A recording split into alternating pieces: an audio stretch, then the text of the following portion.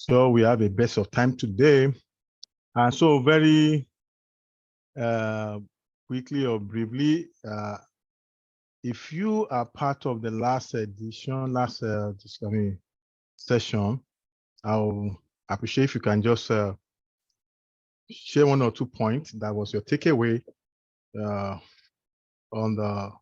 the chat room. And if you want to unmute the mic, actually, you can do that and just share 1 or 2 points, that was your own takeaway. You could do that as well. While we get set, we go into the discussion for the day. So do I have anyone? You can unmute yourself if you want to say anything about our discussion for the last time. Is anyone there? Can you hear me, please? I want to be sure you can hear me.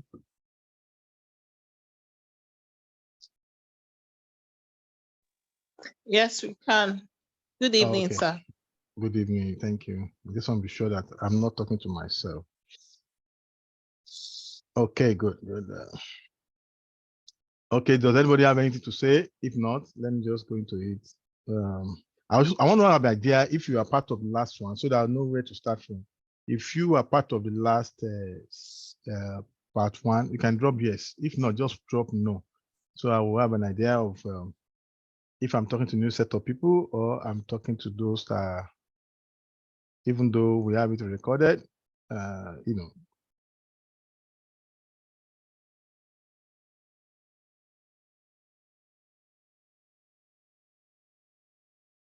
Okay, so please let's do that. We're just 13 of us, and it will be good for me to know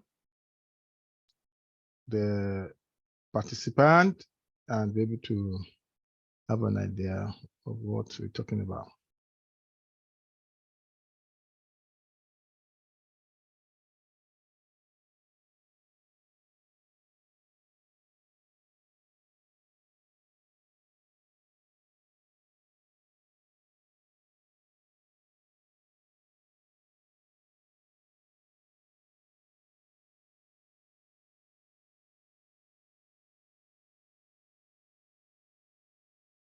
Look like we have more of new people here. From what I can get so far. Okay. Good evening, sir. Good evening. Yeah, good evening. My name is Eze. Okay. I was present at the last session, and one of the things I learned was you talking about some of the disappointments that comes as a recruiter, but one just has to keep on trying. That one moment of magic can just compensate for other times of hard work. You also shared your experience about some of your clients that you work with, and sometimes you send your own recommendations of CVs, and together with all other consultants that the jobs are also given to. You shared more light. You talked about a situation whereby a particular brief is shared amongst different consultants, and definitely because the client wants to fill the role on time. And sometimes even when they send this brief to different consultants, they might end up also saying that they want to fill the role internally. So all these are just more of the disappointments or more of the challenges that comes with filling a particular position. And one of my take homes on that day was, in spite of all the challenges, there's quite a whole lot of money to be made in recruitment. I, for one, am a recruiter, and I understand when you were sharing those experiences, I could relate with them personally, because sometimes we also face that a whole lot of times. And at the end, one of the things that makes us happy is filling up a role and also getting the reward that comes with it. And this is, it just made me to understand that in this industry, one is not alone. The same challenges you face is the same thing that every other person face. So the most important thing is just to have a better strategy on how to meet your objective. And at the end of the day, everyone will smile to the bank, knowing fully well that the client is satisfied and also the applicants are actually the right applicant is given to the clients so that they can all ensure that everyone in the system gets benefits at the end. So that was one of my take home on the last meeting. Thank you. All right, thank you. That was awesome. Yeah, that shows to me that you really pay attention because you're able to summarize quite a lot of things. All right, so and I'm perhaps impressed, and I want to appreciate you for that. Are you currently in any employment? Eze? Yes, I Are am. you- I am are you- currently, yeah. Okay. I currently Which work company? for an organization, Food Concept. Oh, Food Concept. Okay, fantastic. So you just want to broaden your own knowledge about recruitment, essentially. Okay. Yes, Okay, that's great. So we just get into it, and I hope you can see my slide. I hope. Can you see my slide?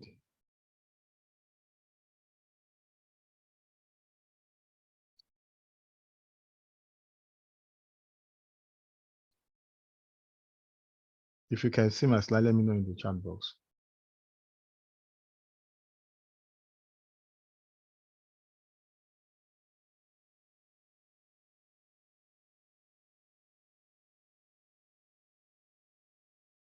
Okay, great. Great. So I'll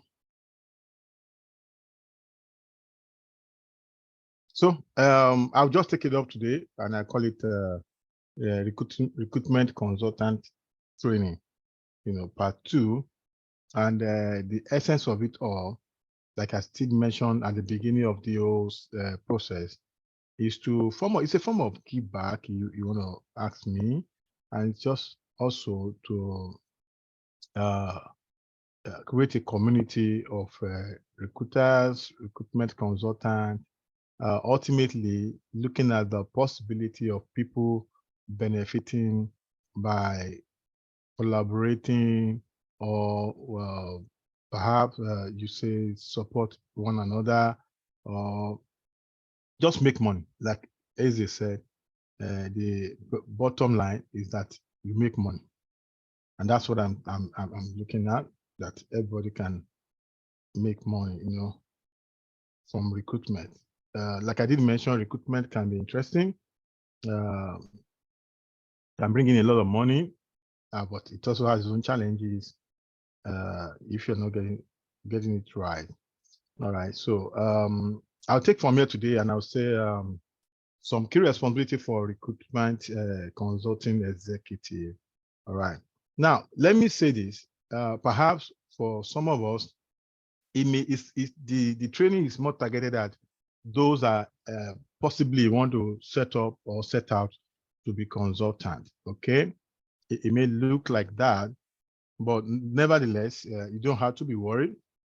Or for those of us in employment or that want employment. In actual fact, either way you look at it, it's still about employment. All right, still about employment, because either you run your firm as a consultant, or you work for an organization as a recruitment or recruiter. You are still it's still an employment as far as I'm concerned. Everything boils to rendering certain set of service. And I've said to you, one of the key things in recruitment is that you want to solve a problem, right? The company or the organization has a problem, and they need it to be solved, and then you have offer to solve that problem, and that is why you decided to go into that particular side. And I said to again that of all of the HR value chain, recruitment is one of the naughty areas that can be very tough. It can be frustrating. Let me put it in an appropriate word, but it also can be very interesting and juicy. And I will say three things today, from the point of view of when you work as a consultant, and then from point of view when you work as a recruitment staff or recruiter for organization, right? You look at the KPI, or you look at your performances, and now you look at what makes it interesting. All right. If you're on the job in your organization, how do you? What makes it interesting for you right, to be sure that you are adding value to the organization. So we'll look at that, but let me just run through the slide very quickly. Now, I put here the key responsibility of a recruitment consulting executive, and I see here like client relationship, very important. All right, so either you are identifying now. Last meeting or last discussion, I did mention that you have two categories of clients, right? So whether you are working for an organization or you are a consultant, either way you see it, you still have two categories of clients. Number one, if you are an employer, your organization, your own employer, that means your entire organization is your client. And then those that are looking for a job, they're also the second category of client. And I've said gone are those days when you feel like because I'm looking for a job and then I'm vulnerable and then you have to deal with me and look at me like an inferior person. Nobody's inferior. There are different categories of people. Those are all out for job. They are just new graduate, fresh graduates, and they need job. They need employment. There are those that are in between jobs. Those that are in between job. They are transiting from job. We have those that are pursuing different careers. Okay, these are another category of people. Then you have the executive level. Those are executive level moving to strategic position in other organizations. You also have that category of people, right? So none of those people. I mean, for instance, if I'm a bank manager somewhere and I saw a vacancy from your company and I apply, does that make me vulnerable? No, that does not make me, kind of a person you feel like you can treat anyhow. So there's a place of dignity as a consultant. There's a place of respect for everyone that has come to seek for employment. Okay, even the fresh graduate should not be treated or seen as somebody that is nobody. Okay, so I'm saying this because I've seen it happen. You invite people for interview in your office and then you keep them waiting. And because you feel that some of us will say it's part of the test. See, what is befitting is befitting, what is excellent is excellent, what deserves to be respected to be respected. You don't keep people for hours or and this happened from the security gate because we experience this even as an organization. We'll send people to organization for interview. And then the security man will just talk to them or dress them down, all because they came for an interview. All right. And then from there, they will not be properly taken care of in terms of where to sit, or probably just kept something somewhere out there and it's hot. I mean, the AC is not even somebody is coming for a psychological engagement. It need either it drives or even when use the commercial vehicles, the person needs somewhere to sit down, calm down, so that I can be ready for that psychological engagement. Okay, so we need to be able to know how to treat our clients. Now, those are for those seeking employment or coming for employment or for interview. Because one, it has a lot about your brand, either as a consultant or as an organization. The way you first approach or attend to people, those are even looking for job. We lost a business, and I'll say this to you because of what I'm saying. That guy, this engagement, this recruitment process took too long with our clients. But it's a very senior position. It's an HR senior manager level for one of their subsidiary, big portfolio anyway, even though the nomenclature does not sound big. And then the salary was a big one too. And we have been on it for about 2, 3, 4, 5 months. And then when we're going to have about the last or second to the last level of discussion interview, I mean, our candidate, which is also a client, we've sent him to our corporate client for interview, and he got there, and then they kept him waiting, and they said the group HR that was going to meet with him was in a meeting, and then he waited. I mean, he waited for about 30 minutes, and then by the time the annoying thing is that you have scheduled interview, so every other meeting ideally to be excused no matter what, and then if you will not be available, and it has to speed you because the level of interview required, it has to be the most senior person to engage that candidate. Then you have to do something, work around it. Either you have picked the candidate to reschedule, or you have to just excuse yourself from the meeting.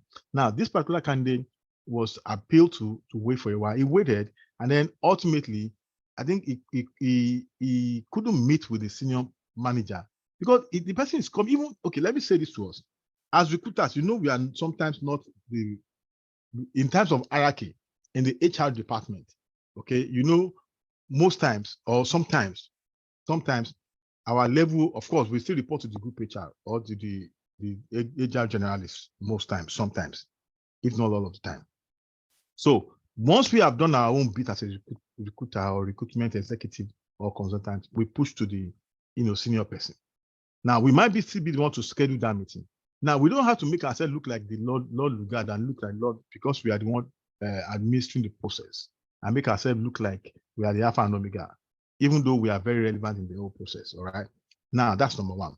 Now, when it's a senior position, the hiring manager, okay, so again, let me quickly digress. For every portfolio, for every positions, there's usually an hiring manager. It's not all the time the HR hired. HR hire for HR department. But other department also sending their requisition, their request, their need. And then the ultimate or part of the process, part of the recruitment process, the hiring manager is going to meet with the candidate. Now, if HR will be the middle person at that point, or the consultant, to see within the candidate and the hiring manager, and then you've done your process to make the candidate to meet with the hiring manager. Now, you need to be very sure and a watertight arrangement to show that when the candidate comes, the hiring manager is available.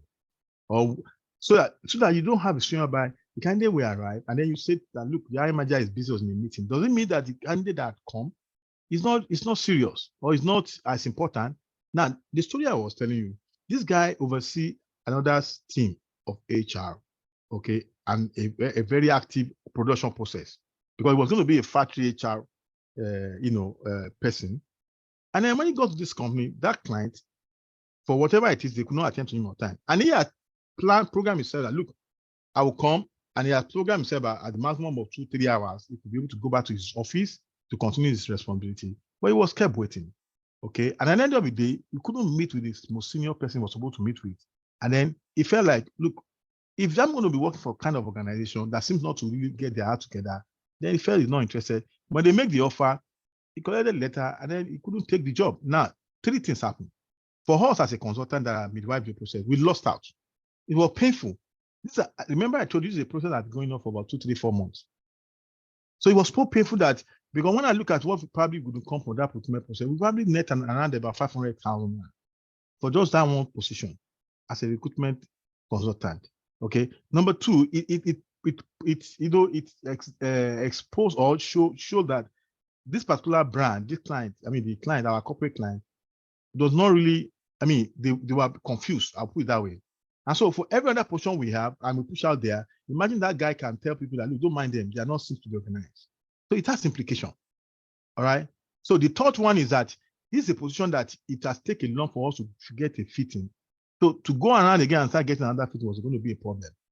And so we were also demoralized. We were also discouraged. It was a loss for us to start with. So we were discouraged too.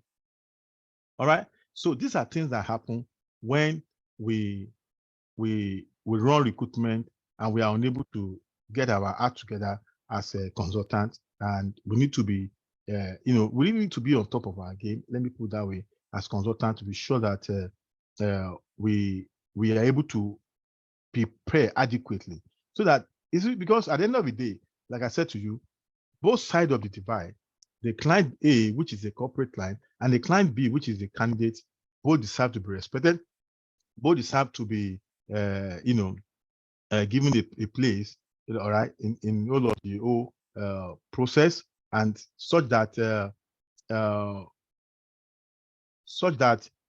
we don't, the brand is not hurt, the brand is kept respected, and we can be able to be sure that when we invite people subsequently, they can always, get to see the brand with a sense of respect, because it's very important we do that, right? And that is very, very, really important for us as an organization as we go on our recruitment. So the next one will be attracting candidates. Okay, so again, if I'm going to say this from the point of the recruitment consultant, okay, how do you attract candidates? Okay, and I said this last week that there's need for us to work efficiently, especially when it comes to the brief, because because people are desperate, people are looking for a job, people want a job, they want to get employment. So what will naturally happen is that once you throw out any vacancy, all kind of money will apply. All right. And then you surprise. You see, for me, sometimes I get bothered. Look, I know you need employment, but you don't have to apply for all the roles that you see coming out. Even if you are going to apply for all the roles, I mean, you need to have structured your CV in such a way or manner that we make your what do you call it? Your CV representing the very portfolio that you expect to apply for. So you don't just throw out your CV and like in fact, it got to a point that I said that some people should be banned because I just realized that number one, they are just a time waster. How can you be throwing your CV everywhere, all in the name that you want employ? I mean, you want a job. It's never done. So, but you and I know that if care is not taken, you will attract all kind of people. But what you need to do as a recruiter is first of all define. Gone are those days when it's even given the Nigerian space, internationally it's not done that way. But in the Nigerian space, we put the roles out, we put out some information, and we don't give out the information. So naturally, you already expose yourself. Now, if I'm going to employ someone for the certain role, we define the salary. We always have our clients. Occasionally, you don't see our adverts carrying the salary range or possibly the starting point. All right.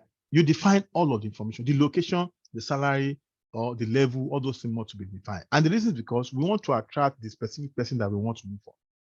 Okay, so we don't want to throw out a vacancy and say HR manager.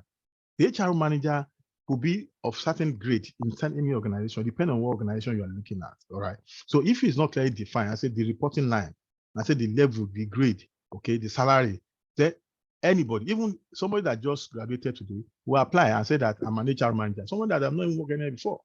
All right. So it's very important for you to be able to define that yardsticks as to this is kind of person I'm looking for. Now, so when you not do that, then if you must attract the kind of people you want to attract, then you also need to know that there are platforms, there are mediums, that are avenues that you need to work with. You don't just throw CV everywhere, because ultimately you will not attract the kind of caliber you are looking for. Okay, so you need to know how do you attract the kind of person or the kind of people you really want to attract. So you need to be very, very detailed and define what you want, because it's important you do that so that you could get your what do you call it? You could get the right kind of candidate and be able to achieve what you also want to achieve within the the time frame of what you want to achieve. All of these are very, very important and very crucial that you do, and that is the reason why it starts from how you define the people you want for you to actually attract or achieve what you are looking for. So I'll go to another one. We say the need assessment. Okay, so again, either you work in an organization or you're as a consultant, you need to do. Okay, so for every organization, for instance, let me say this: there are some roles that it comes with the sector or the industry the business work with. And I did make a little bit of example last time. Now, if you say you are recruiting for a technical role for the manufacturing sector, even in manufacturing sector, you still have different areas. I mean, different area or FMCG. You still have some other category of businesses. All right, it must be defined. Okay, manufacturing, you can still categorize part of pharmaceutical manufacturing, because some of them do produce. And so if you are recruiting and manufacturing, clearly define pharmaceutical. If you are producing and you are recruiting, I mean, you might need to define if this is FMCG, fast moving consumer goods. Okay, so you need to define all of that. All right, and then so that you can properly adequately do your need assessment. Okay, because the confusion, all right, and then the challenge of closing the position start from once we have not done our own thorough work, and that is why we will be attracting the not necessary people, and then we will not be able to also work within the short time we have to result that is expected. So we must be able to do all of that due diligence starting from the day the position is declared vacant. Okay, maybe there are some roles that it does not matter where any sector, anywhere that person is coming from. There are some roles that really may not be necessary, but some organization, even your company, sometimes you are very specific as to what you need to do and what kind of person you require. Okay, so and once you have done that, then the next one will be like, look like, okay, how do you then advertise your roles? Okay, so there are paid for adverts, there are free platforms, there are some net platforms that you can explore, which I talked about a bit last week.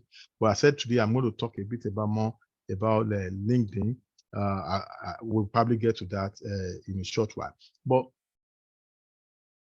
we don't usually advertise or be paid for advert, except occasionally. And I'm going to tell you that part of what we do in terms of getting quality candidates, all right, we also have to partner with some organizations sometimes. Sometimes we buy CVs, and you'll be surprised. We buy CVs, yes. We buy CVs because when there are platforms that you have to pay, and you have to pay what I pay excessively to get, because why? They probably have a database of some scrutinized profile positions. Now, so if I'm going to go on the road that's going to fetch me like 500,000, 1 million, and I don't have so much time. I remember I told you the last time, when these roles are thrown out to consultants, they are not usually exclusive. And what do I mean by exclusive? Now, some of our clients will tell us, okay, Lorach, you have this position for you, and we have not shared with another firm. That will be exclusive. And they will not do that for a long time because they are pressured to close those positions. So they might say, we'll give you for 1 week or 2 weeks. So if you are not closing in 1 week or 2 weeks, they will open it up to other agencies. Okay, so in that period, I'm like, okay, I'm going to make good money if I'm able to close this role. So you don't mind also spending more money. So you could get that. Sometimes you use agency, like I said. The other time you have to go buy CVs, some platform that you give them what you want, and then you pay to get those CVs. Now, mark you only buy CV, you have not bought the candidates. So this business is such that it comes with a lot of risk, but I tell you, it comes with a lot of opportunity. Okay, so when you do that, okay, then you then begin to, God help you. Most time, really, when you buy CVs, I'm using the word buying CVs. In actual fact, they will tell you to subscribe to those platforms. Okay, that's appropriate, but I'm just telling you to know that, look, we go as far as buying CV.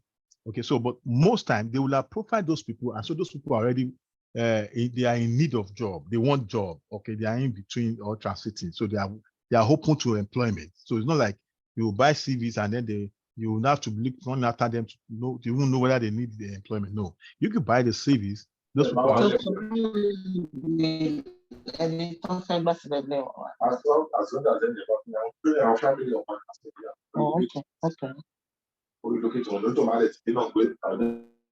Thank you. Who is that?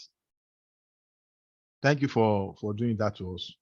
So I will draw the unmute button for everybody. That's not nice. We're supposed to be professional here.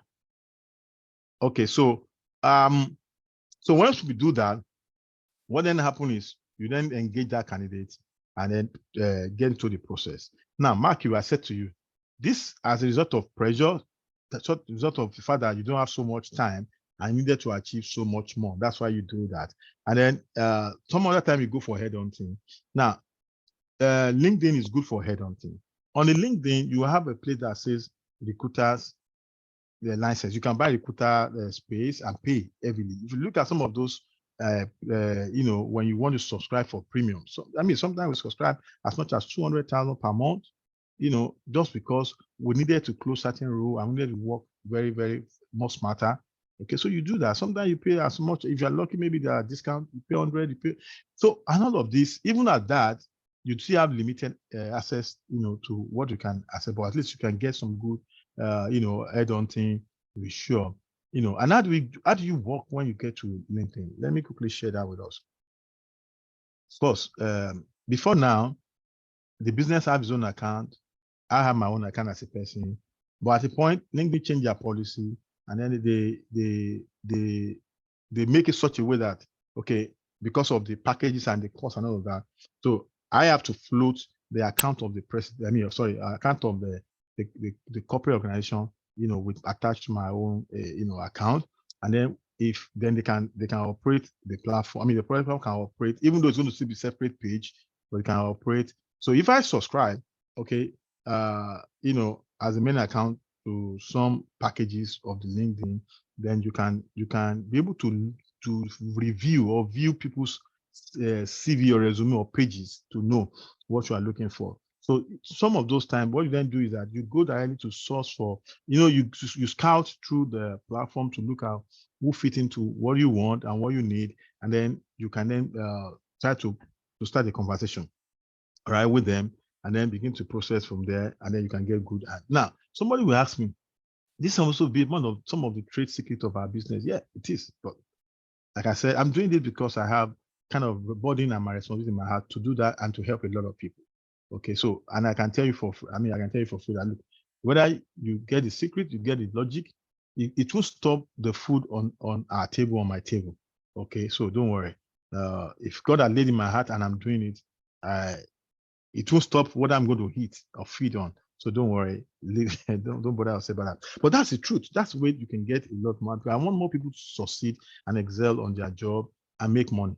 All right. So maybe when you make money, one day you remember me and buy me, a banana. All right. But that's kidding. All right. So the important thing is that you if you approach that way, you probably get a lot more. But if you don't do premium account on LinkedIn, you may not be able to access, so much information that can also be of benefit to you. So, I mean, like I tell you, if it's worth it, then you spend the cost. You spend the money to get what you want, because one, for you as an employee, your KPI is saying to you that, look, when it comes to your metrics, you have 5 rows. How many of you are able to close? All of those things come with your your KPI performance and evaluation at the end of the day. And I must tell this to you. I think I've worked in an organization whereby I had to spend my personal money just because I needed to achieve my KPI to get results. So the company doesn't care. But I needed, there's a place of you securing your job. There's a place of your performance and all of those things. There's a place of you also sacrificing. Maybe sometimes you may not even pay. You may not what you may feel like, okay, you may not have enough money to do that, but you need to keep that job first and prove to them in that organization that, look, you are a best fit, you are a good hand. And then subsequently, you probably be, when you earn your promotion or earn your good performance, and that can pay off ultimately. All right. So sometimes you go as fast, spend your own personal money, do some more sacrifice to do your. And then how else again can you do headhunting? The other way you can do headhunting is that sometimes you might see somebody that qualify, but says that, look, I don't need the employment. Okay, I don't need the job. Then you can that person to refer somebody. Sometimes I get to talk to senior people in organizations that they don't need a job, or the salary or package is lower to what they are earning. And I'll tell them to recommend people. And they will do that for you, because they also want to be happy that they are able to help somebody to get employment. All right. So there are some technical roles that come that way, and then they recommend people to you. So that's also part of headhunting. The other time, what you can also do when you want to do headhunting is good, particularly you can identify some organizations that are similar to that company, or that you are all that are similar people working in that role. Okay. So when you identify people that work in similar roles in a competing organization or another organization, then you can go there. So you ask me, when you get there, then what do you do? Because you're not going to get there and say, yeah, everybody that work in this role, come out. No, it's not going to happen. So what you need to do is that do your research. Again, that's what part of your need assessment. You need, so like I said, some technical role. They tell you a certain mechanical roles that can operate certain, equipment, that have certain experience. They define all of those things for you. So when you look at, okay, this is a pharmaceutical company. So you can populate pharmaceutical company that's probably within their level and above their level, include some that are even probably below their level. And then you look at maybe 5 and like, okay, since a pharmaceutical company you are recruiting for, you identify them, then you go there. All right, you go there. When you go there, or even before you go there, possibly you can see whether I can get somebody that can give you an inroad. Okay. So if you get somebody that can give you inroad, and because all of this has to be done discreetly, that's the truth. Okay. Because if you advertise and put we are recruiting for pharmaceutical A, and then so we want candidate from pharmaceutical B, A, B, C, then you are creating a problem for yourself. They will come after you. One of my staff has done that in the past. We have done our need assessment, and we have time to identify certain organization. And then when I publish everything in the vacancy advert, and then they were running after us. So we have to apologize that look, it was an error. Okay. Even if you are going to poach their staff, you don't have to make it obvious that look, I'm running after you, I'm looking looking for your staff. Nobody wants to lose their staff. And then they will, and you know, one funny thing, especially when you work with so to say, the companies that are probably owned or led by Indians, they know themselves.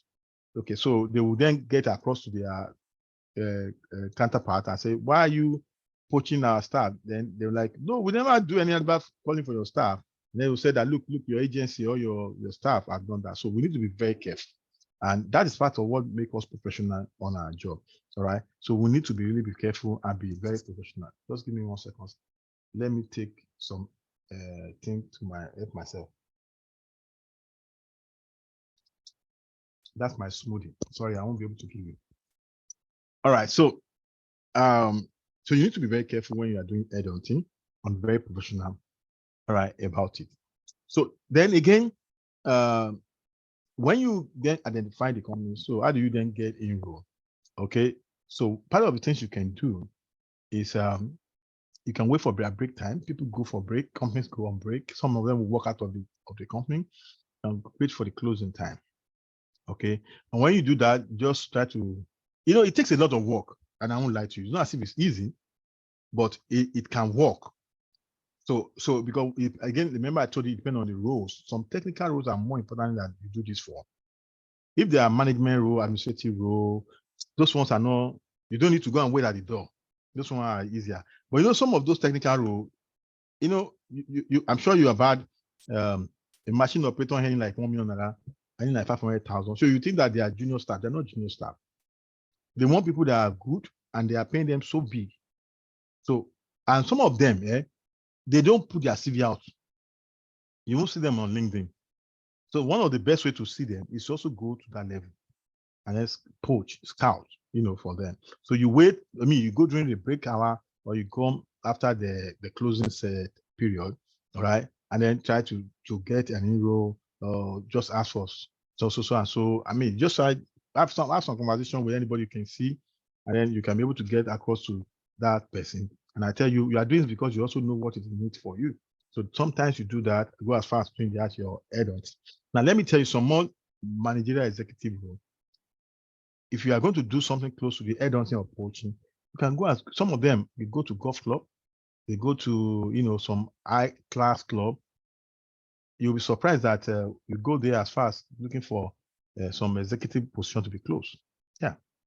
Because at that point, you're not in the office, they lose guard, everybody's playing, everybody having fun. And then you too, you don't go like somebody that is hungry. So you go and present yourself. Maybe you have somebody there. So you don't have to be how many member of any club you want to be. You could go there and then based on past anybody you know or something, and then you can say, and then I want to meet the brand manager of Guinness. Okay. And instead it's a member of Ikoyi Club. So you know that's a big one for you. You go there, you have your network, you have contact, you go to Ikoyi Club, and then somebody's able to schedule a meeting with the person and say, okay, I know this is your time to enjoy and relax, but I just have, just a short conversation.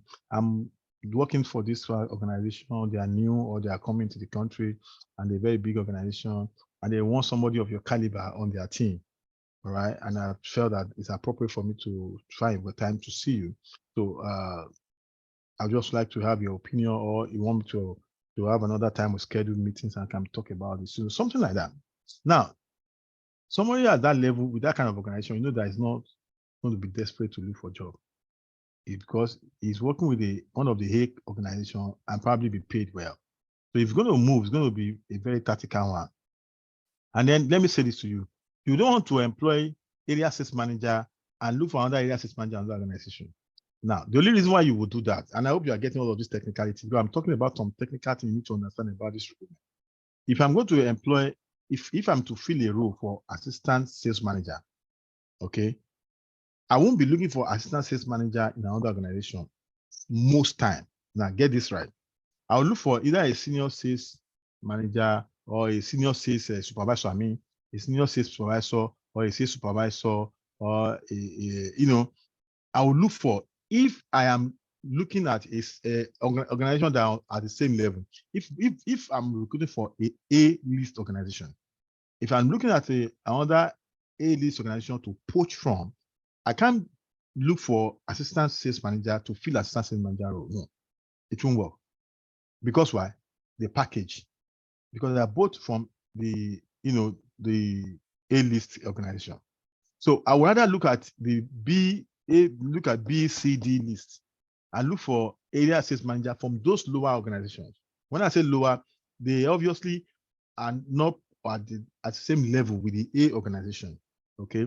So anybody at that organization, now, most of the time, you have the conglomerate, you have the multinational organizations. Okay.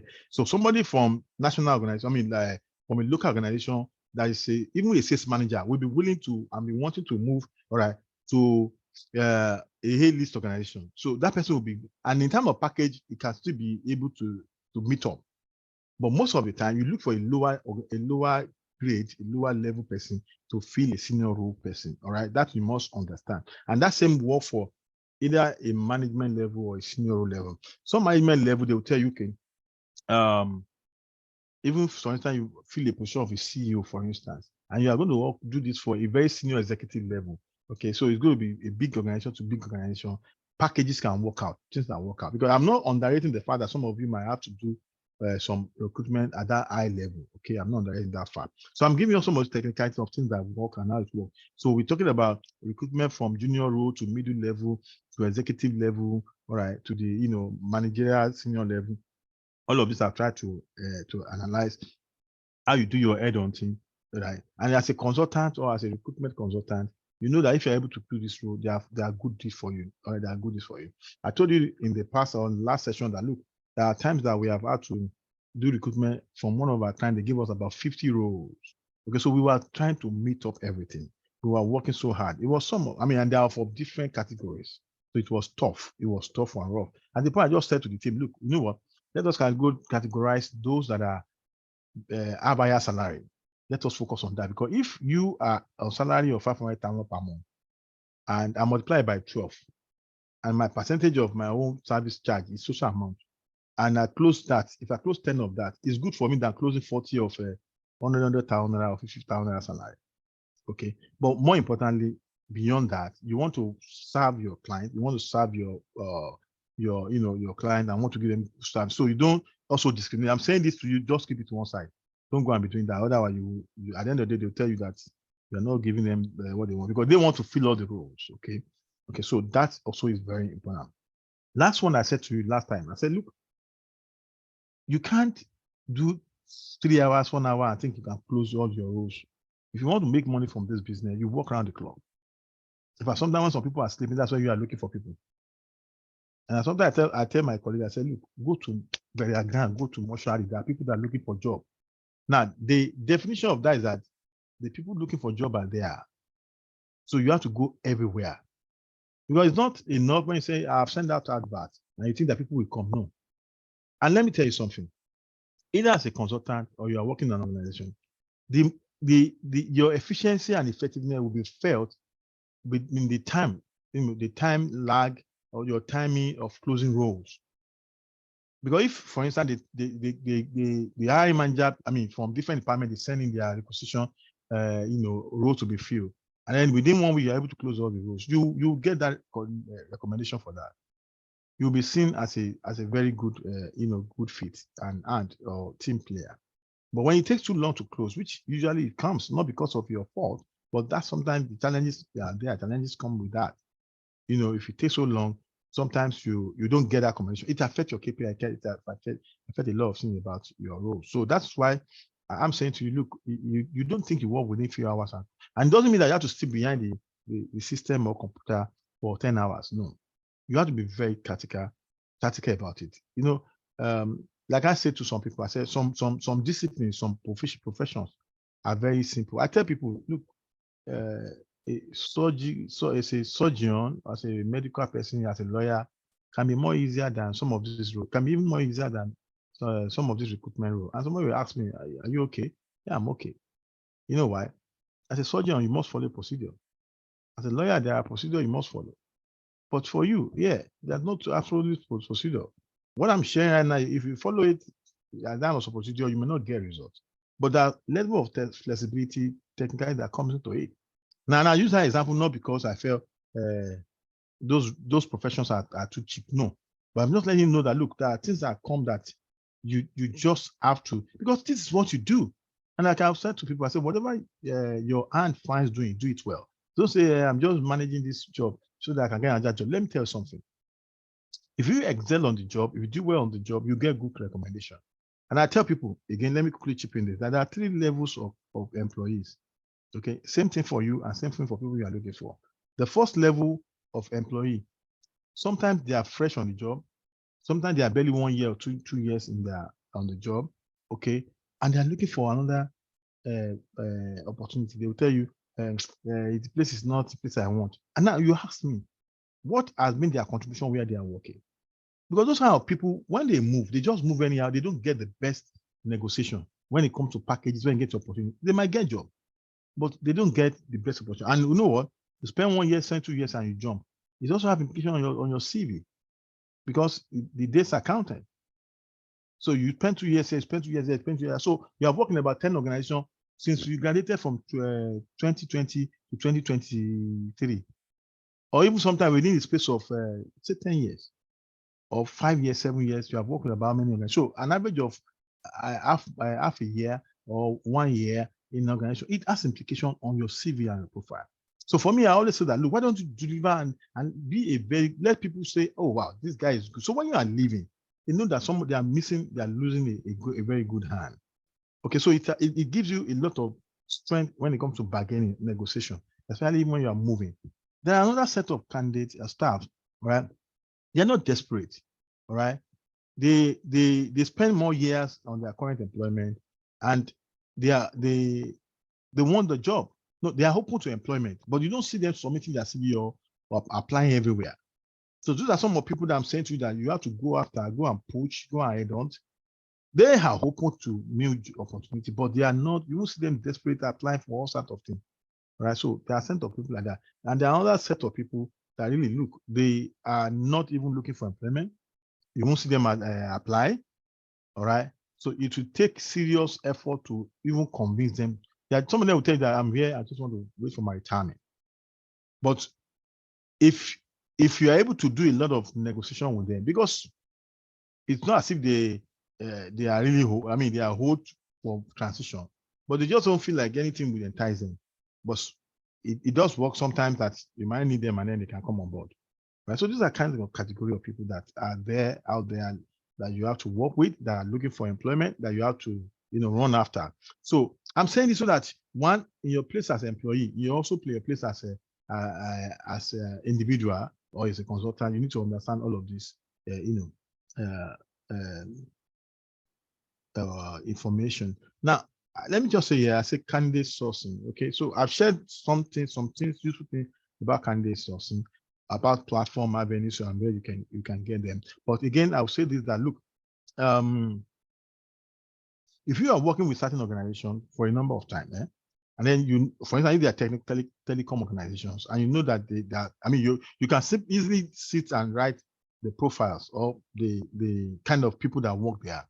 Okay, so if you can build up a data bank where you can warehouse as many people, so you have pre-qualified people, and then if you optimize your system to the point that you can do the ATS software, that is, having people to automate your automation process of your system that people have already applied, and then you have them already on your database. So once they send you the profile, the position, the vacancy, you can just fall back on your existing data and attract or extract those that qualify, and then you can start the engagement or the process from there. It can also be very fast for you. It can also help you to close your roles on time, achieve so much more on time. That can also work. And the next one is to say a negotiation.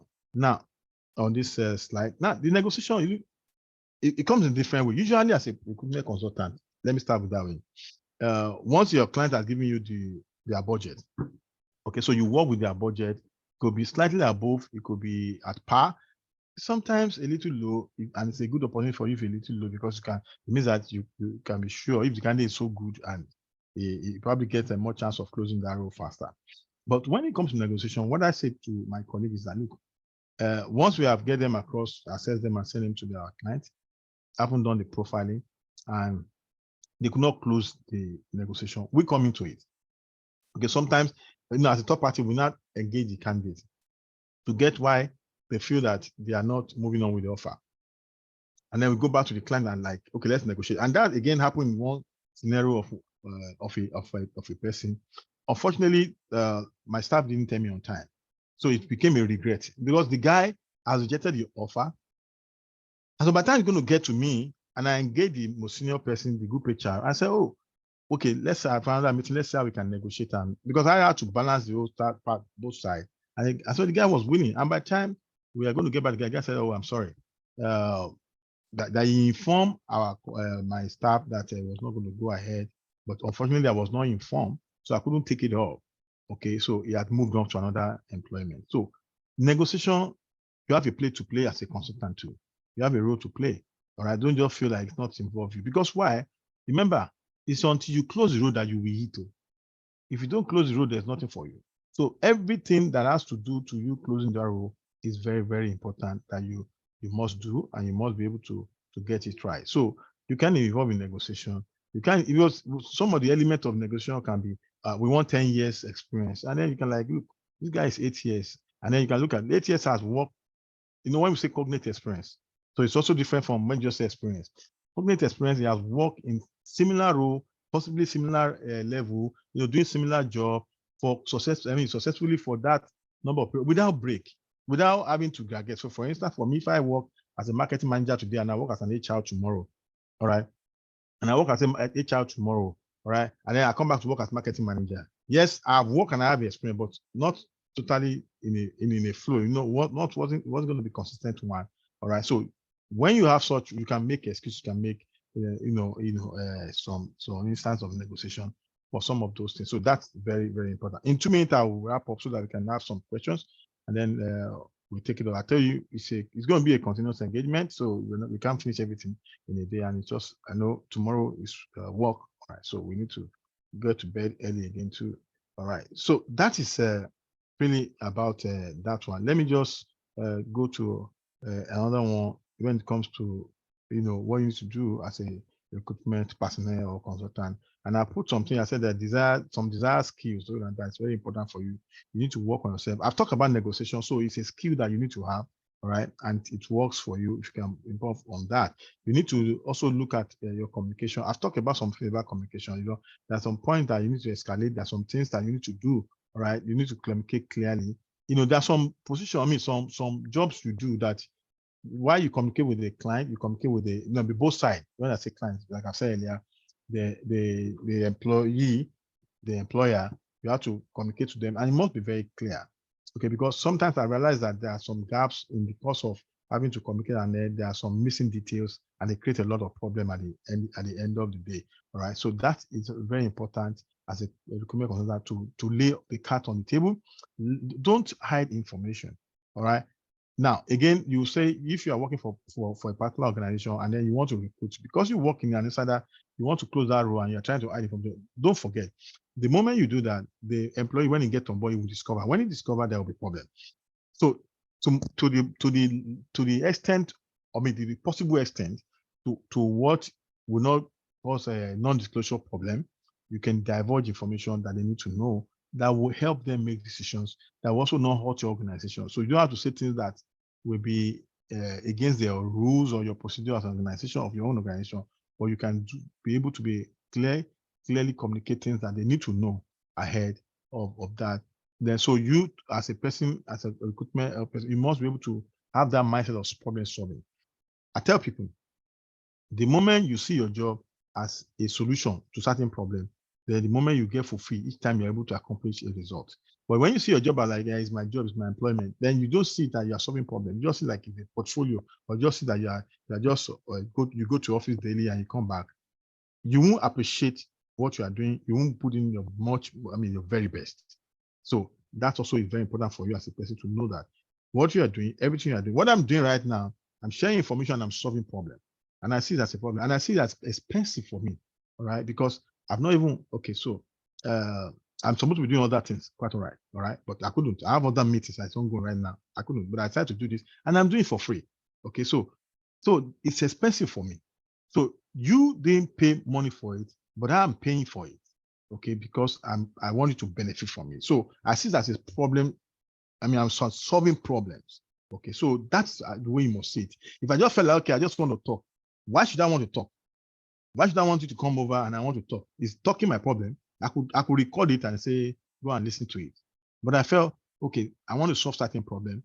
Like I said, as lay in my heart, and I just want to do it for free, and I'm doing it for free. But it's expensive for me because it's money. Okay, so that is it. You must see everything you do as solving problem. When you see from that point of view, then you can be a better person for yourself. And then you must also know how to play in the team. Like I remember I told you the other time, the hiring manager is there, your superior is there, the candidate is there. So you are communicating to multi-level or category of people. So if you don't work and play with, I mean, for instance, you have gone all the way to schedule to sort out for candidate, and then you need to schedule interview, communicate with the hiring manager, and then let me say this to you.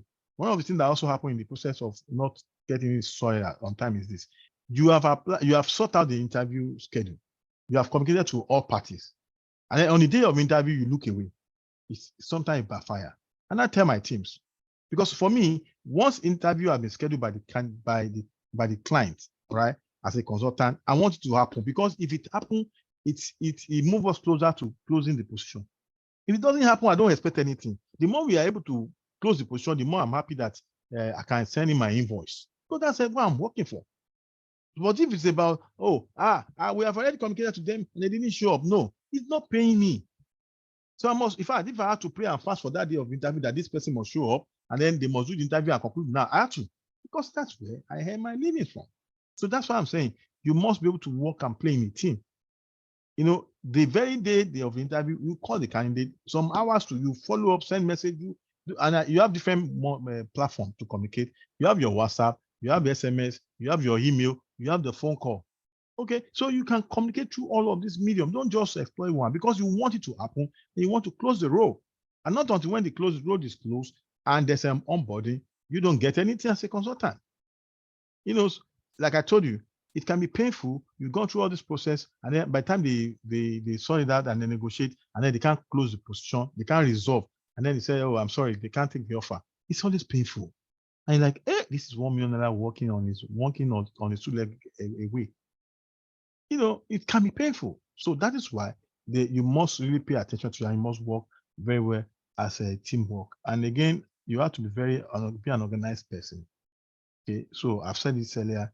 You know, these are skills that are going to help you, enhance your professionalism, your skills to get better on your job, not only as a recruiter, but again, we are talking about recruitment. Okay, so you need to be and part of being organized is to have your documentation, have your process spread out, well coordinated, well mapped out, and detailed. You have to be detailed, pay attention to details. Don't make mistakes.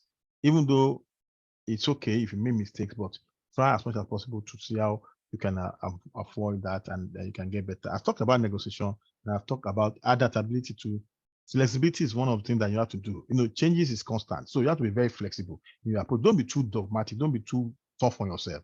Try to explore some level of flexibility to your things and get your results. But ultimately, when you get results, then that's when you can get the head up. And I tell you, as I wrap up, I say, look, nobody celebrates effort. People only celebrate results. So your eyes must be on the results. Effort, we can commend your effort, but we can't celebrate effort. Because at the end of the day, we can't shake you at the end of the month and say, look, thank you for your effort. You won't take it. You will go to people and start saying the laborer deserves his wages. That's what people will say you. And like the laborer deserves people, you have not done your way, you're supposed to do your part. So because you have come to office, or because you have get involved, so you deserve your wages. Yes, but we are talking about being delivered deliverables. When you deliver, everybody can be happy. All right. So I will just leave it at this, and then it's so much to still talk about, but we'll get to it. Of course, we'll look forward to part 3. So right now, I will allow you guys to ask questions so that we can then take it call it a day. I hope I'll be able to share some useful things with you guys. All right. So let's get the question and answer. And Solomon, are you there? Okay, if he's not here. So if you have a question, you can raise your hand or mute you, or you drop your question in the chat room and I'll answer it. And I hope you can do that in 5-10 minutes, and then we call it a day.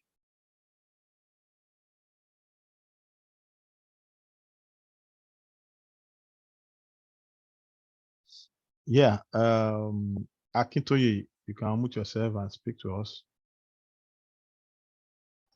Good evening.